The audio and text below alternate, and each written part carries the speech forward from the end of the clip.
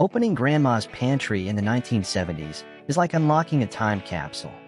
There, among wooden shelves and reused glass jars, rests the scent of the past, a blend of fresh coffee, laundry soap, and homemade preserves. Each item, from a simple can of Campbell's soup to a box of colorful cereal, seemed to carry an entire story about a time when home was the center of the world. In that decade, the supermarket was more than just a place to buy food. It was a showcase of the American dream. The packaging was a work of art. Vibrant labels, bold fonts, and mascots that seemed to smile right at you. It was the height of optimistic marketing, when even canned beans promised family happiness. And in a way, they really did. There was a sense of stability in knowing that the kitchen shelf was always full, as if the world outside could wait while the family gathered around a table. Today, when we open our pantries filled with standardized products and short expiration dates, something feels missing.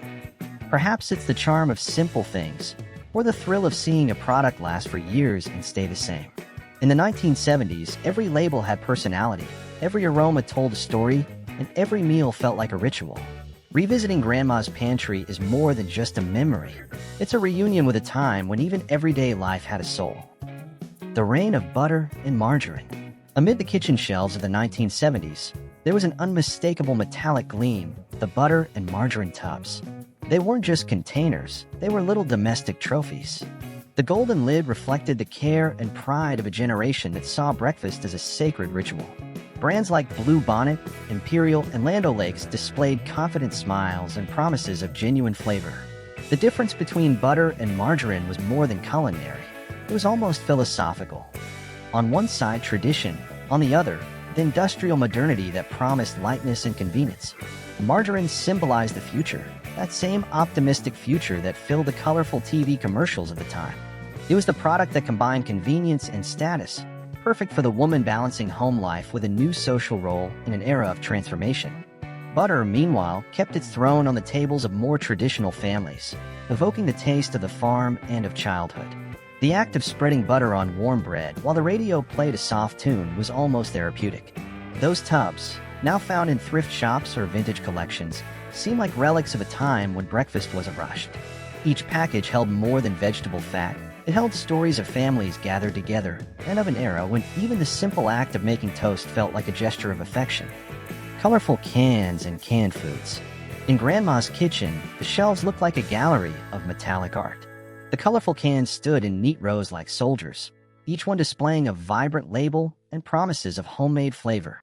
There were Campbell's soups, Van Camp's beans, Del Monte fruits, and even the extravagant Spam, a guest at Sunday dinners and park picnics. At that time, opening a can was almost an act of faith and modernity. The sound of the opener piercing the metal brought the comforting sense that the future could be stored in the pantry. Canned foods represented a silent revolution. The war and post-war years had taught the value of practicality, and the 1970s turned that practicality into a lifestyle. American housewives, surrounded by optimistic advertisements, saw cans as a form of liberation. Less time in the kitchen, more time for the family. The bold colors of the labels and their catchy slogans told stories of comfort and progress, where every meal was quick, tasty, and above all safe. Today, when we look at those cans in antique shops or design museums, we realize they were more than food containers. They were symbols of an era that believed in durability, in the value of home, and in finding beauty even in small things. In that pantry, each can seem to hold not just nourishment, but also the hope of a better tomorrow. Coffee and breakfast cereals.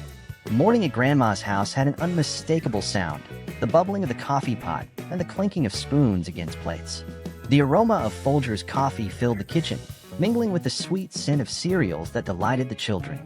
It was a soulful start to the day, simple yet full of meaning. Every sip of coffee seemed to carry the energy of a generation that believed the future began with a good hot cup.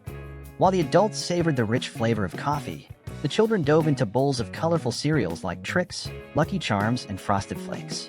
The commercials of the time promised energy and fun, and the boxes, with their smiling mascots, turned breakfast into a daily show.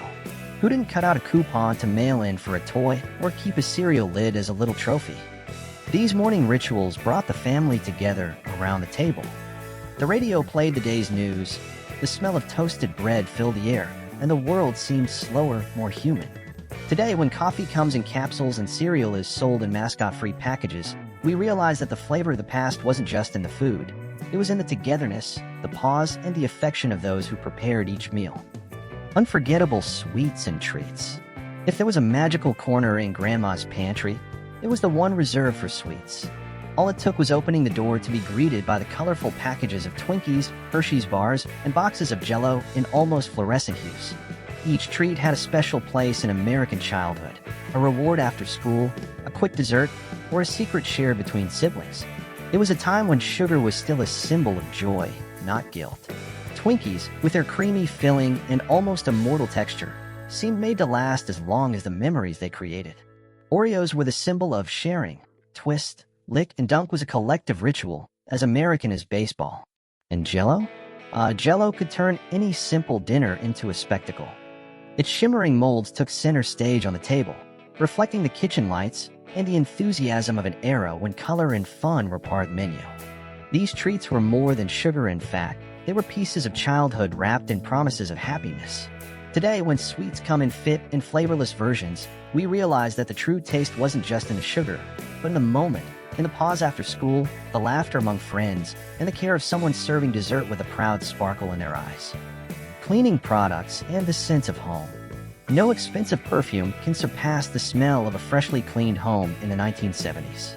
It was enough to step into Grandma's kitchen to feel the fresh aroma of pine sol, the citrusy touch of Lysol, and the almost angelic softness of ivory soap.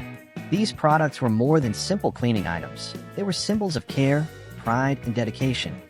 The shine of the sinks and the lingering fragrance in the air reflected the silent love with which every corner of the house was kept in order. The advertisements of the time turned the act of cleaning into an almost heroic gesture. Elegant women, dressed immaculately, showed how a simple mop could renew the home.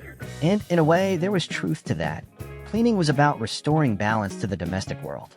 The sound of the bucket being filled, the cloth being wrung out, and the gleaming floor were part of the soundtrack of everyday life. It was a choreography of affection, performed with products that, curiously, still evoke memories of safety and peace today. When we revisit those scents, we realize that each fragrance holds a story. The smell of cleanliness from childhood was a sign that everything was all right, that someone was taking care. Perhaps that's why, even today, an old bottle of Pine Sol can transport us back to a sunny kitchen where time seemed to move a little more slowly. Drinks that have marked generations. Among the glass bottles and colorful packages, drinks from Grandma's pantry were pure symbol of celebration. Nothing represented the 70s better than a cool Coca-Cola, with the sound of gas escaping as soon as the cap was opened. It was the sound of happiness, the Sunday barbecue, the family meeting. Next to it were the 7-Up, Fresca, and Orange Crush soft drinks, each with its vibrant color and a promise of almost magical coolness. But not only soda lived that shelf. The powdered juices, like Kool-Aid and Tang, were fever among children. Just mix the powder with water and ready. A drink was born that colored the glass in the day. The Tang, with its fame of astronaut drink, made any child feel that he was participating in a space race. The Kool-Aid was synonymous with fun, with its smiling mascot crossing walls and advertisements and invading the hearts of a whole generation. These drinks were not just refreshments, they were experiences. They represented the enthusiasm of an optimistic era, which believed in the future and the small joys of the present. Drinking a glass of 7-Up or Kool-Aid was to taste, even for an instant, the effervescent flavor of American youth. Grandma's pantry was a portrait of simpler times, where each product had soul and every meal gathered stories. Between cans, bottles, and jars, the taste of life seemed more genuine, a reminder that the past can still teach us about what really matters. And now we want to know, what was never missing in your grandmother's pantry? Leave the comments, enjoy the video, and subscribe to the channel to continue this journey in time full of memories, flavors, and nostalgia.